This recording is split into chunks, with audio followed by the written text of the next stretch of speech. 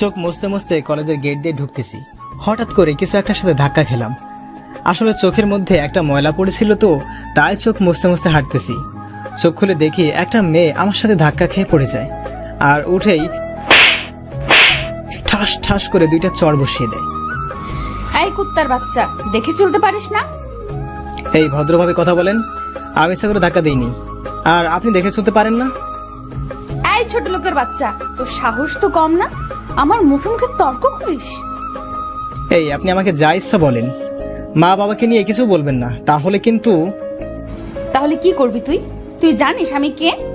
আমি চাইলে 1 সেকেন্ডের মধ্যে তোকে এই কলেজ থেকে বের করে দিতে পারি। মেয়েটার কথা শুনে মুহূর্তের রাগ উঠে গেল। মনে মনে ভাবলাম, আমি যদি একবার আমার আগের রূপ দেখাই তাহলে বুঝবি আমি কি জিনিস। নিজেকে সান্ত্বনা দিলাম যে আমি এখানে লেখাপড়া করতে আসছি, কোনো ঝামেলায় পড়তে নয়। আমার চুপ করে থাকা দেখে মেয়েটা আরও কয়েকটা গালি আর কিছু হুমকি দিয়ে চলে গেল। চারপাশে কি স্টুডেন্ট দাঁড়িয়ে দাঁড়িয়ে তামাশা দেখতেছিল। একজন বলল, ভাই নিজের ভাই নিজেই কুড়াল দিছো। মানে?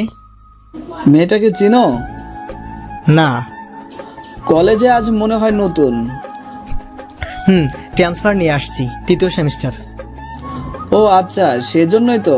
মেয়েটার বাবা এই কলেজের সভাপতি, ক্ষমতাবান ব্যক্তি, এক নামে সবাই চেনে।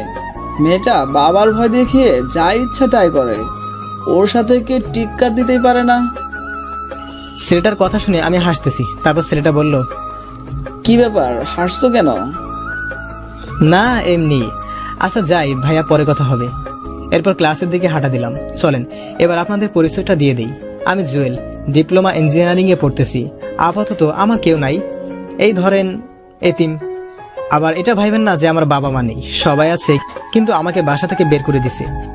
এখনো কিছু বুঝতেছেন না তো? চলেন বুঝিয়ে বলি। আমি ছিলাম বখাটে ছেলেদের লিডার। এমন কোনো খারাপ কাজ নেই যেটা আমি করিনি। মারামারি, রাজনীতি, এমনকি মাদকের ব্যবসাও করেছি।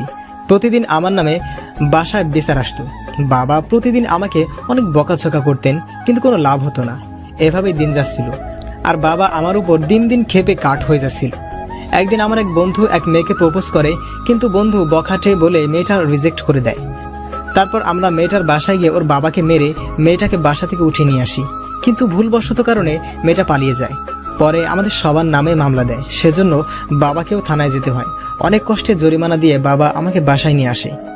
এবার সবার সামনে ডান গালে একটা চড় বসিয়ে দিয়ে বলে, তোর মতো ছেলের দরকার নেই, আজ থেকে তুই এই বাসায় থাকতে পারবি না। আমি মনে করব আমার কোনো সন্তান ছিল না, তোর মতো কুলাঙ্গারকে জন্ম দিয়ে ভুল করেছি। বেরিয়ে যা এখন বাসা থেকে। যদি জীবনে কোনোদিন ভালো হতে পারিস তখন সামনে আসবি, আর না হলে আমি মরে গেলেও আসবি না। মা দাঁড়িয়ে দাঁড়িয়ে সবকিছু দেখতেছিল, কিছু বলার থাকলেও বলতে পারছে না, কারণ বাবার কথার উপর কথা বলার সাহস আম্মুর আজও হয়ে ওঠেনি। বাবার কথাগুলো সহ্য করতে না পেরে বাসা থেকে বের হয়ে গেলাম।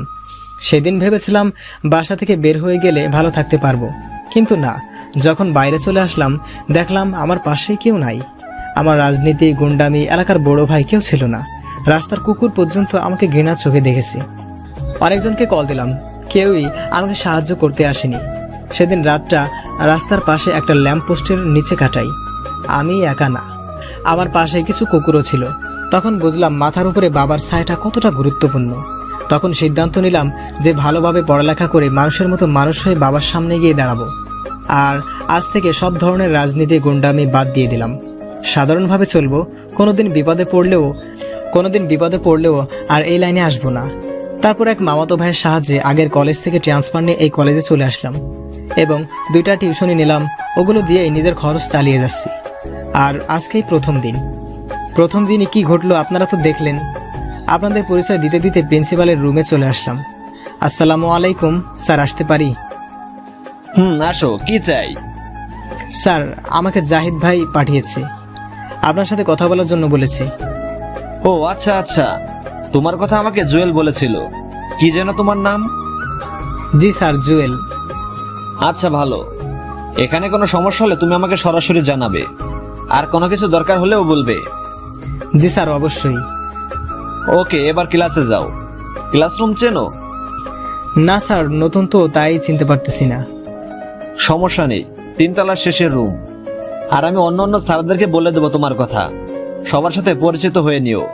যাও, ভালো করে লেখাপড়া করবে। ধন্যবাদ স্যার, আসসালামু আলাইকুম। তারপর অফিস থেকে বের হয়ে ক্লাসে গেলাম। সবাই অনেক চিল্লাচিল্লি করতেছিল, আমাকে দেখে সবাই ভূত দেখার মতো স্তব্ধ হয়ে গেল। আসলে হওয়ারই কথা, ওরা এতদিন ধরে ক্লাস করছে, আমাকে তো এর আগে দেখেনি। আমি গিয়ে পেছনের একটা টেবিলে গিয়ে বসলাম। আমার পাশের জন আমাকে জায়গা দিয়ে সরে গেল। এরপর মোবাইল টিপতেছি। আমিও কোনো কথা না বলে মাথা নিচু করে বসে আছি। বাম পাশে তাকিয়ে দেখি ওই মেয়েটা, যার সাথে একটু আগে আমার কথা কাটাকাটি হয়েছে। তার মানে মেয়েটা আমার সাথেই পড়ে? দূর শালা, যেখানে বাঘের ভয় সেখানে সন্ধ্যা হয়। খেয়াল করে দেখলাম আমার দিকে রাগে দৃষ্টিতে তাকিয়ে আছে। একটু পর স্যার আসলো, সবাই উঠে দাঁড়ালো। আমি উঠলাম। স্যার আমাকে উদ্দেশ্য করে বলল, এই তুমি জুয়েল? জি স্যার। আচ্ছা বসো। এই সবাই শোনো, ও তোমাদের নতুন বন্ধু, ট্রান্সফার নিয়ে এখানে এসেছে। আজ থেকে তোমাদের সাথে লেখাপড়া করবে। ক্লাস শেষে সবাই পরিচিত হও। এখন বই নাও। এরপর ক্লাস শুরু হলো। মনোযোগ সহকারে ক্লাস করলাম। জীবনে প্রথম এত মনোযোগ দিয়ে ক্লাস করলাম, ভালোই লাগলো।